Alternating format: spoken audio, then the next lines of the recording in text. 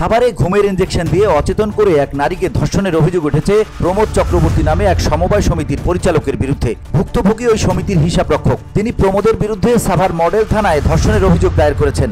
শনিবার দুপুরে অভিযোগটি দায়ের করেন ভুক্তভোগী। অভিযুক্ত প্রমোদ চক্রবর্তী মানিকগঞ্জ জেলার ঘিওর থানার হেলাচিয়া গ্রামের বাসিন্দা। তিনি সাভার নামাবাজারের কাশবন ক্ষুদ্র ব্যবসায়ী সমবায় সমিতি লিমিটেডের পরিচালক। এছাড়া নিজেকে একজন চিকিৎসক বলে পরিচয় দিতেন তিনি। অভিযোগ সূত্রে জানা গেছে, সাভারের বাজার রোডের অগ্রণী ব্যাংক ভবনের 6 তলায় কাশবন নামে একটি ক্ষুদ্র ব্যবসায়ী সমবায় সমিতি পরিচালিত হয়। সেখানে গত 1 বছর ধরে হিসেব রক্ষক হিসেবে কাজ করতেন ভুক্তভোগী। তিনি শারীরিকভাবে অসুস্থ ও তার ওজন কম। একথা জেনে প্রমোদ চক্রবর্তী নিজেকে চিকিৎসক পরিচয় দিয়ে ভুক্তভোগীকে মুখে খাওয়ার ভিটামিন দেন। তাছাড়া তাকে ইনজেকশন নেওয়ার পরামর্শ দেন।